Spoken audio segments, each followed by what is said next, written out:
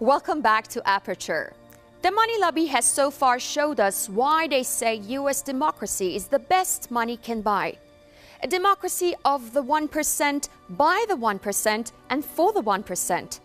From the Koch brothers to George Soros, from K Street to Wall Street, and special interest groups from the financial sector to big oil to the so-called defense industry. A democracy sold to the highest bidder. Politicians ranting against their paymasters to get elected. After all, you don't have to fool all the people all the time. You just need to fool enough people to get elected.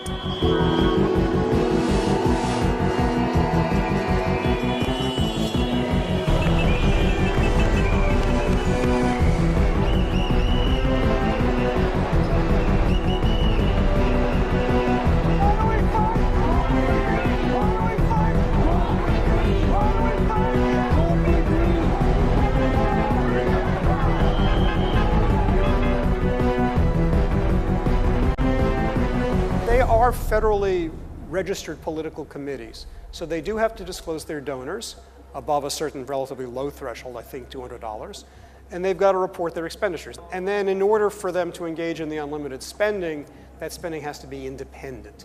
It cannot be coordinated with the candidate. So then the most general way is they've got to keep their distance.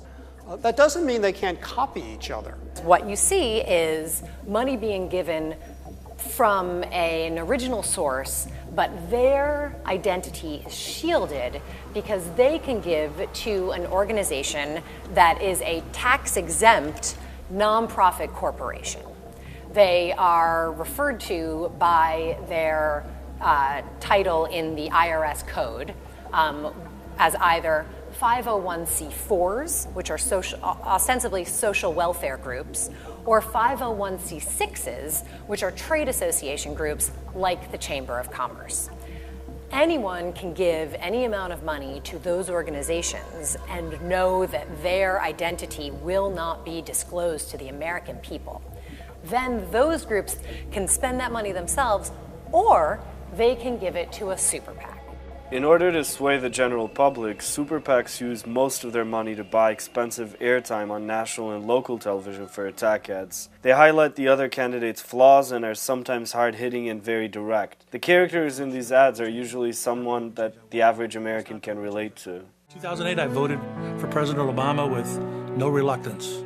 He presented himself as something different. I had hoped that the new president would bring new jobs, not major layoffs, not people going through major foreclosures on their homes. Rhino Romney is the least electable, with a long history of rejecting conservatism. In 1994, he refused to sign the contract with America, and as governor of Massachusetts, he passed Romneycare, the model for Obamacare. This was household income when President Obama took office. This was the national debt. Under Obama, families have lost over $4,000 a year in income, and the national debt is now $16 trillion and growing. Governor Romney's plan for America right now is the same plan that he sold to the people of Massachusetts in 2002. Less government, less debt, better business, and less taxes. The result was the opposite.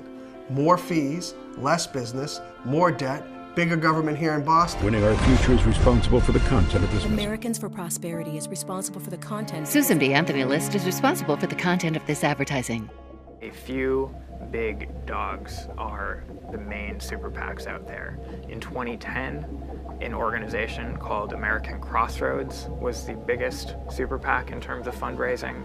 That was a group that was started by GOP strategists Karl Rove and Ed Gillespie.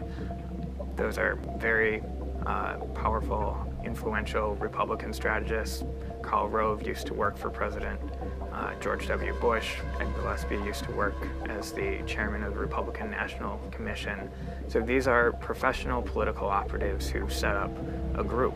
And unlike previous political action committees, super PACs had the advantage of being able to take unlimited amounts of money. And they couldn't donate that money to other candidates, but what they could do was run ads that said pretty much whatever they wanted, attacking a candidate, supporting a candidate. I'm Craig Holman. I'm the government affairs lobbyist for Public Citizen. As the government affairs lobbyist, I focus on issues that deal with money and politics. So that could be campaign finance reform, governmental ethics, lobby reform, those types of issues. That money goes totally undisclosed. What we have seen, by the way, just in 2010, we don't have final figures for 2012 yet, but in 2010 we do have final figures. Right after the Citizens United decision happened, 2010 was the first election that we saw its impact, and there was a 427% increase in outside spending in the 2010 elections.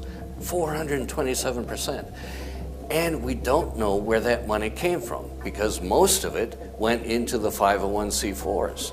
And so totally undisclosed. All we know is there's a whole lot more money coming into the elections and we don't know where it's coming from. According to OpenSecrets.org, super PACs received over $838 million and spent just about $622 million in the 2012 election cycle. And the super PAC that raised the most money, Restore Our Future, raised over $153 million in support for Romney. Priorities USA Action, which was the largest super PAC supporting Obama, raised over $79 million. Overall, $1.2 billion was spent in the 2012 election, which was a significant increase compared to the past 22 years. Restore Our Future. That is the main pro-Mitt Romney super PAC. It was started by several former Romney advisors. Again, a very elite set of political operatives worked on Restore Our Future's behalf, trying to elect Mitt Romney. And the main Democratic super PAC was a group called Priorities USA Action, and that group's mission was to help re-elect President Barack Obama. Priorities USA Action produced a lot of attack ads going after Mitt Romney for his time at Bain Capital. Mitt Romney. He made millions off companies that went bankrupt while workers lost promised health and retirement benefits. His own tax return from last year reveals he made $21 million, yet paid a lower tax rate than many middle-class families. Now Romney's proposing a huge new $150,000 tax cut for the wealthiest 1%, while cutting Medicare and education for us. Mitt Romney. If he wins, we lose. Priorities USA Action is responsible for the content of this act. These outside spending groups serve as megaphones for millionaires and really allow those with the largest financial resources to drown out the voices of the average American citizens who have just as much right to be represented by their elected officials. The number one super donor was a billionaire casino owner named Sheldon Adelson. The number one super donor among Democratic circles was a man by the name of Fred Eichner from Chicago. He is involved in several media companies and was active on a lot of fronts supporting various Democratic super PACs, and the amount of money that he gave doesn't quite stack up to what Sheldon Adelson gave. Sheldon Adelson and his wife accounted for about $1 of every $9 that super PACs raised. It is uncommon for average Americans to make large campaign contributions. Less than 1% donated more than $200 to any candidate or PAC or political committee. But you can see the voice of big money in political ads that bombard voters leading up to elections. Another month. Even more Americans jobless. He's the $200 million man. And Big Oil's fingerprints are all over him. Right now, he's not going to be able to win re-election. He's got real problems. You're right. GOP frontrunner Mitt Romney has the best chance if the election were held right now. You know, it's funny because whenever you ask a voter in a poll how they feel about elections, the first thing that they will say is that the negative ads turn them off. But they are the most effective way to turn the tide for a candidate, to make their campaign better. So you can say 100 good things about somebody, but as soon as you say one bad thing about somebody, that's what the electorate remembers. But it all really, with a negative ad to be successful, right, it all really boils down to how it's crafted. The it's really propaganda. There's a certain kinds of messaging that are involved to influence a person's frame on a candidate, their emotional feel, their personal feel, and so forth. So if you could, what these advertisers do is they test these ads with a focus group, and they determine what the best one is. And then that is what becomes the big ad on the airwaves. And negative ads are also helpful also to the candidate because they generate free press. What people dislike about the so-called negative ads is not that they're critical. I mean, you can't run a campaign without being critical of your opponent. It's not that they're critical. What people mean by negative ads that they don't like are irresponsible ads, or scurrilous ads, are things that people say that you can never catch up to, that aren't true. Though that is much more likely to happen in a situation where the candidate is not accountable for the speech because it's the independent person who's saying it. If David Koch goes out and runs an ad that's outrageous, you can't hold Romney responsible for it because by law they were supposed to be separated. But if Koch gives Romney the money and he takes out an ad, and something in that ad is irresponsible, then he can be held accountable for it. So to a large extent, the growth of the super PACs severed accountability by the candidate for what was said in his behalf. And that is not a good thing. So it's true that in order to speak, I mean, I can go out in a corner and just start talking, and maybe a dozen people who walk by me will hear me. But if you want to reach a significant number of people, especially in an election, you have to spend money. So money and speech are not the same, but one depends on the other. And that's the fear. And it's a real fear. If only one side gets to reach people with their message, it is going to distort democracy. The question is, what do you do about that? What was really, really striking about the 2012 electoral cycle, particularly in the primary period, was how many committees that were organized to specifically advance specific candidates, that they were set up by former aides to these candidates. And that, I don't think we had seen that before, which were committees which really can't be described as anything other than alter egos. There were restrictions on their ability to contact the candidate. They have to operate independently, but these are people who were former campaign treasurers, former chiefs of staff, former aides. One politician at some point early in this process said pretty soon every motorcycle will have its own sidecar. And in some ways it's hard to tell which is the motorcycle and which is the sidecar, given the amounts of money involved. I want to make clear, it's not, in my view, the number, the actual amount of money that's the problem. The problem here is where it's coming from, what are the expectations in return. What happened in the election and who won and who lost, obviously is important. But what's going to be even more critical is what goes on now up on Capitol Hill when all of these donors come in to cash in on their money. I think the thing is Americans fully understand this.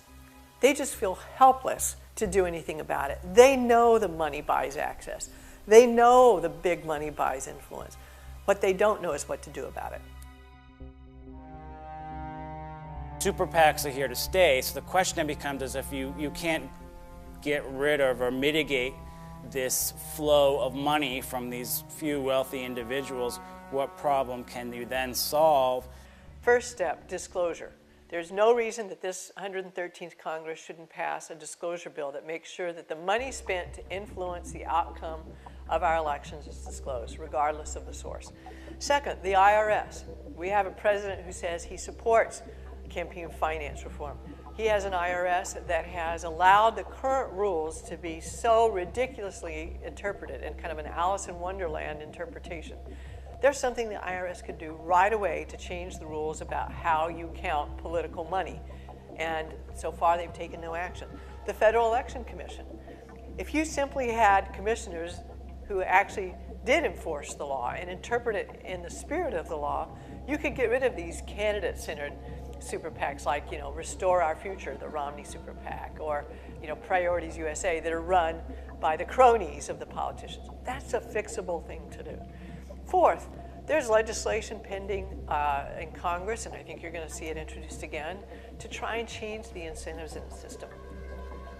There's a system right now in campaigns in which the candidates really have no reason to do anything other than pursue the large money. And there's very few incentives for an average American to give. That needs to change. So the Empowering Citizens Act, first of all, would enact new curbs on super PACs. More importantly, it will empower tens of millions of citizens to make small contributions and counter the role of super PACs. If you have large sums of money coming from many citizens, then you dilute the power of super PACs. You reduce the potential for corruption, and you give candidates an alternative way to raise money to finance their elections where they don't have to sell their souls to big money givers. Now that this election is over, hopefully we're going to see a lot of public pressure on the new Congress, a lot of public pressure demanding that they pass legislation to open up the books on money and politics, get some real transparency going on there, and perhaps even approving a constitutional amendment resolution. The American public understands that democracy is under danger, and they really want something done about this. The major thrust of campaign finance reform laws in the last 40 years has been to restrict spending on speech. There's an alternative that has never been used, and the alternative is, if the problem is that you have 80% of the money and I only have 2% of the money, so that you get to speak and be heard and I don't, so it's not fair for us to run against each other because your message gets out and mine doesn't. The remedy to that is to increase the floor, not to lower the ceiling. Well, we can't put spending limits on candidates anymore because there are outside groups that can come into their campaigns and spend unlimited amounts of money. What we need to do is make sure that candidates can get access to large amounts of clean campaign finance resources. So the key here, in my view, is we need to drown the big money system with lots of small contributions. So one of the things that we need to focus on when looking at super PACs is not necessarily how much money they're spending, but rather how they're influencing and shaping the political discussions during the elections, to get citizens and the American public in general to focus not necessarily on the root cause of the problem, but on issues such as good versus bad, Republican versus Democrats. The United States Supreme Court has just acquired a powerful new corporate sponsor, Koch Industries. If there was corruption before the Citizens United decision, if our political process, not just our elections, but the laws that come from that building, if those laws were corrupt before Citizens United, I think we can say that they're more corrupt after Citizens United, and best of all, I think that there's now a flag that we can raise called Citizens United to call attention to the American people that we have a problem. Congress, Supreme Court, we have a problem. Well, the Federal Election Commission does exactly what it was designed to do, which is nothing. It is designed for gridlock. It's an agency that has done very little to change any of the rules about how super PACs actually run in the real world. We've heard a lot of concern, of course, from elected officials who are now existing in a new realm of kind of a Wild West money in politics where it's just about who has the biggest gun, and there really isn't a sheriff anymore since the FEC has really stepped back from taking a strong enforcement role in making sense of our current system. It was never created, it was never designed to be a really forceful or aggressive kind of organization, and there were good reasons for that. You don't want some bureaucrats in Washington imposing themselves in specific elections around the country where they're effectively going to be able to decide who wins or who loses, who gets to run for office in the first place. That feels bad to us as Americans. We don't really like that. What's missing is what's the public interest here? The whole purpose in the money in politics is to have discussions so that the public interest is part of that. When you get here in Washington and you get the Republicans versus the Democrat, average American obviously can be left out of that very, very easily. The money in politics issue in Washington really is the umbrella issue. If you care about the environment, or you care about student costs, you care about your parents or your grandparents, the decisions that get made here in Washington on all of these important issues in large part are determined by the money that comes into this town washing around in many different ways, and really has a huge influence on how decisions get made and what decisions get made. The interesting thing is the citizens of the country totally object to this new system that the Supreme Court has created.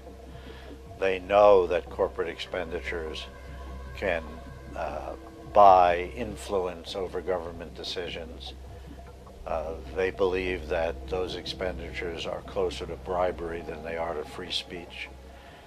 They overwhelmingly think that super PACs should be made illegal.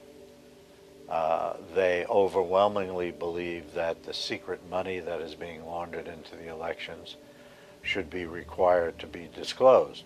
And we're talking about almost $600 million raised from 210 donors. And the people who would fit on a single airplane, that number of people was able to put more than $500 million into the process this year. I have some faith that members of Congress want to change it because many of them looked at this last election and both were horrified, and now I will tell you they're scared to death that they're going to be the next victim. My fear is that in this world of super PACs and the dark money groups, this anonymous money, is that most Americans will say, my money doesn't matter, my voice doesn't matter, and they turn off. And they not only become cynical, they become apathetic. And in a democracy, there's probably nothing more dangerous. You and I, as citizens, have the power to set this country's course. You and I, as citizens, have the obligation to shape the debates of our time, not only with the votes we cast, but with the voices we lift in defense of our most ancient values and enduring ideals. Let us, each of us, now embrace with solemn duty and awesome joy what is our lasting birthright. With common effort and common purpose, with passion and dedication, let us answer the call of history and carry into an uncertain future that precious light of freedom.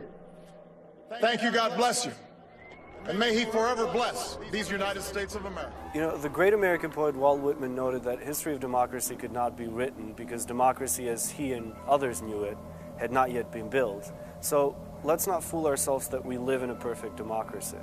So the point isn't that money is pouring into politics. I mean, this we all know. What's happening is that money is monopolizing the political discourse and also stifling the voices of average citizens.